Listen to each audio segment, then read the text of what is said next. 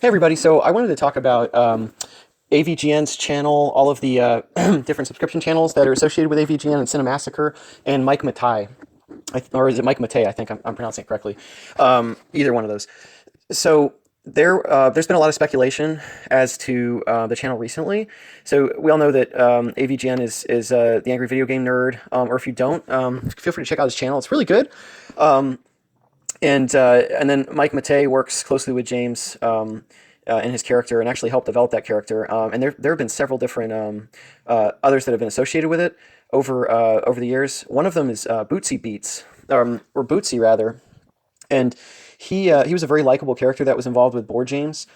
He disappeared and hasn't been associated with the channel for a couple years, and people are really upset and kind of confused about it, because he was a very likable character, good at game reviews, and he really just spoke to the fans. He was almost like one of your favorite characters in a movie getting killed off. And as you know, and if you don't know, Mike Matei and Bootsy were actually friends from grade school, so like fourth grade or something like that, and they're all in their late 30s now. I think Mike's like 39, same with James, and I think Bootsy might be probably the same age since they were in the same grade. But he left, and I wanted to go into that a little bit. So he is on Twitter, and his Twitter post, he's called Bad Luck Bootsy. Check him out if you really want to see it. He talks about a video he did where he was reviewing Battletoads called Bootsy Beats, and he says, in a pretty classy tone, but obviously frustrated, that he made this video himself, and yet he's not getting a single cent off of the video. And that video is posted on the Cinemassacre channel. So he is, clearly probably wants a little bit of that action. The video had about 450 to 500,000 views. So based on the number of subscribers and the different deals that Cinemassacre has with ads and promotions, you would think that he would get something. So this is interesting. Now, it's one side of the story. There's also images that people put up on different sites online with The Last Supper and some of the characters, and you have Bootsy in the middle. And it is, I enjoyed seeing him too, so it is kind of interesting and a little sad. But clearly, at one point, they were all friends, really good friends. I think this is a convention picture. So going a little bit more in depth, if you haven't been on Reddit at any point in the last couple months or years or ever, Reddit has a lot of pretty decent information. It feels like speculation, and you have to be careful because it tends to be very, very negative. In fact, extremely negative sometimes.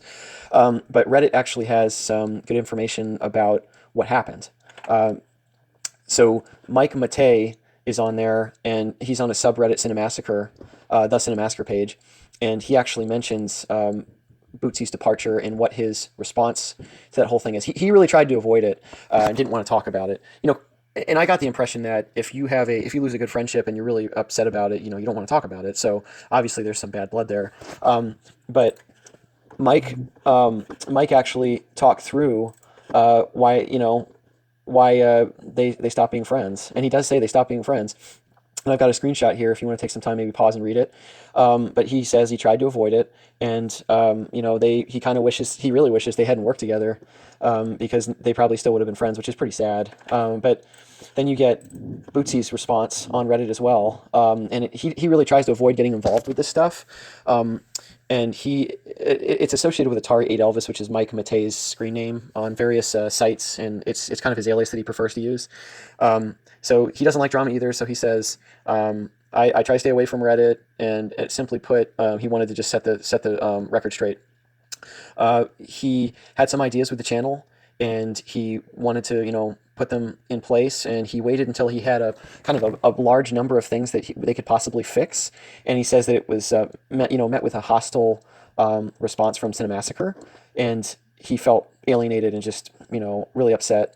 So he took off. And as far as payment rumors, he did get paid on some level, but he didn't get paid for DVD sales on some of their products, and he was pretty upset about that. Now, when you look at Cinemassacre as a whole, it isn't just James. James kind of started out doing his own videos, and Mike was there kind of telling him, hey, you should put this on YouTube. And this is back in like 2006. So YouTube was really just getting on its haunches. And all of us wish we had done something with YouTube back then, because holy smacks, you could make a ton of money if you got viral videos. A lot easier to go viral. And this is prior to Google buying out YouTube. And I can't remember, it was a couple years ago when they did that. But YouTube, once Google bought them, it became a lot harder to get money and deals and all that kind of stuff on the channel, so, or on the overall application. It used to be that you could, if a video had views, they would take the average or the summary views for the life of the video. So if it was up there for 5 years and then you ended up getting 50,000 views, you probably get paid for that. But now Google wants you to have at least 1,000 subscribers, and this is as of late 2020. So please feel free to add if things have changed. It's based on subscriptions, and it's also based on the number of views per month. And you also have to be adding videos at least once a month in order to get any value out of their monetization programs that they have on YouTube. And that makes it really tough for people that are casual. And that's why YouTube has really been flooded with a lot of content, because people have to upload videos. And because of these the subscription age, if you will, people's attention spans are a lot less. So more and more channels are putting up more and more videos, including mine. I'm obviously just starting out here, so I'm doing this more for fun. But that being said, James, the AVGN, actually does his videos based on what interests him, and it started out pretty small, and then it grew and grew and grew. And Mike is more interested in gameplays, so everybody kind of assumes face value that they run the channel. Well, I would provide compelling information that they really don't, and more of this is tied to Ryan Schlott, and I've got a picture of him here. So Ryan Schlott is he is another guy from, they're all up from like the Philly area and New Jersey, and Ryan does lately a lot of the little pieces. He talks a little bit through some of their videos and contributes and he's really into consoles and newer games, and he kind of brings that, whereas the original focus was retro games. Ryan likes new stuff. He likes PC games. He likes anything that's really more involved and compelling and takes more hours than what you typically see on an AVGN episode, which is really, kind of old stuff. Like originally that channel started out with NES, Nintendo Entertainment System. It's now pretty much all video games. It used to be prior to 2000. Ryan kind of likes to put newer stuff on there, but he's essentially a manager, or the business manager that kind of runs all these different elements and projects that are on the AVGN channel. And that includes like movie reviews, game reviews, anything and everything. I think he kind of has his hand in it.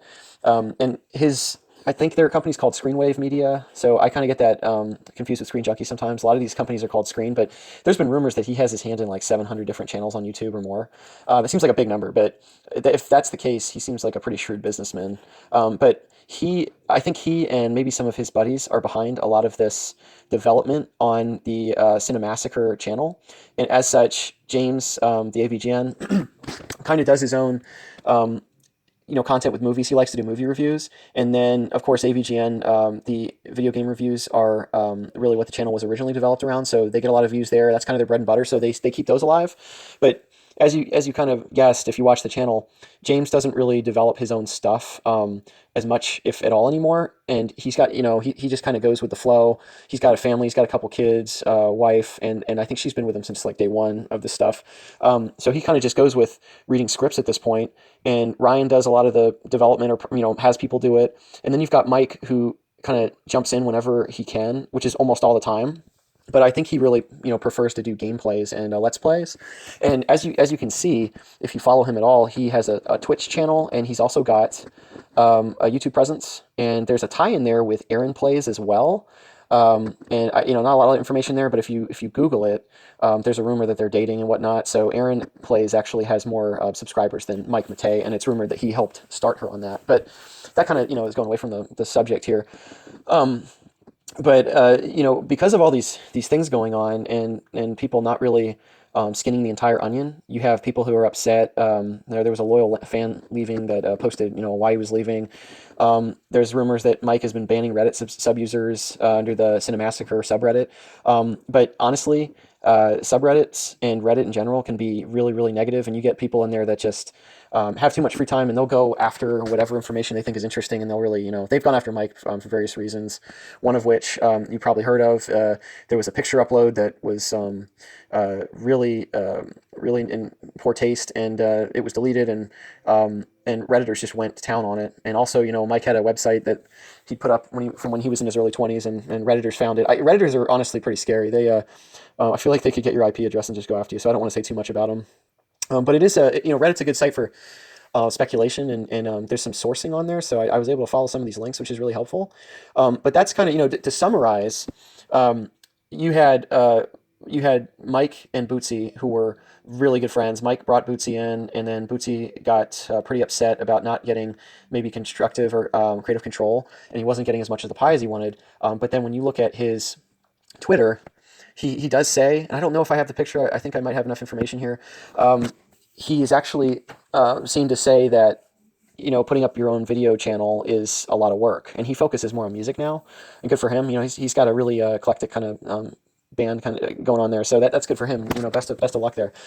But Bootsy has said that he doesn't want to spend a lot of time working on these videos. He's got other interests, and he's got a point. I mean, when you look at my channel, I have done animation. I have a lot of interest in animation. I've done a lot of video editing, and I used to spend a lot of time on that. And I would spend hours making these videos, and then I wouldn't get many views. And I kind of got into the YouTube scene late. So I started in 2007, and then I took a massive hiatus. I took a job where I moved away and from my hometown for a long time, and then I came back, and I really just got away from doing hobbies like this, and therefore I kind of missed the golden opportunities that early YouTube had. And I think at this point it's tough to get the subscription base unless you're from an old hat. And AVGN is definitely old. It's got its old subscription base. So Bootsy probably doesn't want to start over. However, he has had people who have on his Twitter have told him you really should start doing stuff. I watch it, and I honestly think that he would probably get a large following. And he was even told by Cinemassacre that he should use his subscription base that he could get from Cinemassacre videos to start off on his own. Which at the same time, I can see where they're coming from, but that is pretty messed up. That when you think about it, if that's the way they're going to pay him for his work, that isn't really fair. But then again, they may not do it that way. They may have offered him more than we're hearing. I'm not trying to attack anybody. But it's really hard to tell. All you have at this point is that James is, he's going to keep doing what he's doing. He's not going to rock the boat. Mike is able to do things that, in retrospect, are really damaging in some lights, and he's given more than 3 strikes, whereas a lot of people are just gone. Right? He's given a lot of chances, so he's probably because he's been around since the beginning.